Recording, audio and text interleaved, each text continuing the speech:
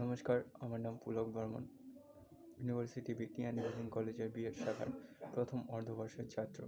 ক্রমিক নং 30 এবং আলোচনা বিষয় পাঠ্যক্রম বিস্তৃতিতে ভাষার ভূমিকা।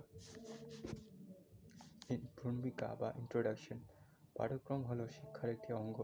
পাঠ্যক্রমের ইংরেজি সমার্থক শব্দ হলো কারিকুলাম। এই কারিকুলাম শব্দটি এসেছে ল্যাটিন শব্দ কুরিয়ার থেকে, যার অর্থ দৌড়।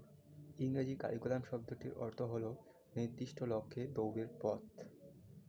পাঠ্যক্রম শুধুমাত্র পাঠ্যপুস্তক বা বিষয়ের সমষ্টি নয়। পাঠ্যক্রম হলো শিক্ষার্থীদের বিকাশের জন্য বৈচিত্র্যময় অভিজ্ঞতা। এটি কয়েকটি বিশেষ উদ্দেশ্য সাধনের জন্য নির্মিত ও নির্ধারিত পাঠ্যক্রমের সমন্বয়। পাঠ্যক্রমের উদ্দেশ্য হলো জ্ঞান বৃদ্ধি করা, দক্ষতা বৃদ্ধি করা, যোগ্যতা বৃদ্ধি, চিন্তার বিকাশ, ব্যক্তিত্বের বিকাশ, মননের প্রসার, আবেগ ও চেতনার বিস্তার ইত্যাদি ঘটানো।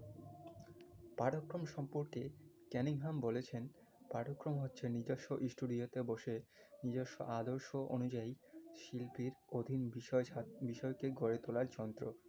অর্থাৎ এখানে তিনি স্টুডিও বলতে বুঝিয়েছেন বিদ্যালয়ের পরিবেশকে,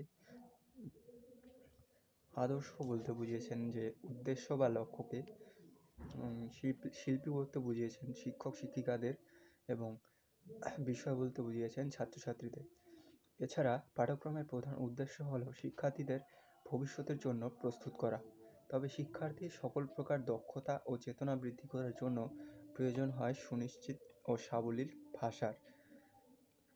তাই পাঠ্যক্রমে ভাষার প্রাসঙ্গিকতা ও ভূমিকা কোনোভাবেই অস্বীকার করা যায় না।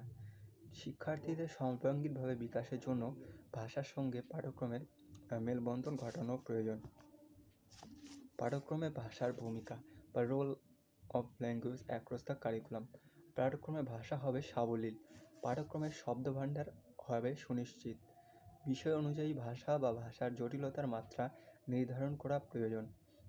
পাঠ্যক্রমে সুনিশ্চিত ও সঙ্গতিপূর্ণ অন্তর্ভুক্ত করার মধ্য দিয়েই জ্ঞান ও দক্ষতার বৃদ্ধি হয়। পাঠ্যক্রম উপযুক্ত ভাষার ব্যবহার শিক্ষার্থীর মানসিক গুণাবলীর বৃদ্ধিতে সাহায্য করে। জ্ঞানার্জন ও তার প্রয়োগ যখন সাবলীলভাবে সহজ ও সরল ভাষায় ঘটতে থাকে, তখন বিকশিত শিক্ষার্থী সকল প্রকার চেতনা বিকাশ ঘটে। জ্ঞান প্রয়োগে ভাষাটি সরল হলে কম সময়ে জ্ঞান ও প্রয়োগ দক্ষতা বৃদ্ধি পায়। ভাষা সহজ সরল হলে জ্ঞান বিনিময় ও সঞ্চারণ হবে খুব তাড়াতাড়ি। তাই শিক্ষার্থীদের কম সময়েই অনেক বেশি জ্ঞান অর্জন করতে পারে। সাহিত্য বিষয়ক পুস্তকের ভাষা অবশ্যই প্রতীকী হতে হবে। সমালোচনামূলক লেখার ভাষা হবে তুলনামূলকভাবে জটিল ও সঙ্গতিপূর্ণ। জ্ঞান বিষয়ক পুস্তক রচনা করতে গেলে ভাষার সহজ ও সরলতার মাপকাঠি বজায় রাখতে হবে এবং অনুবাদমূলক পুস্তক হলে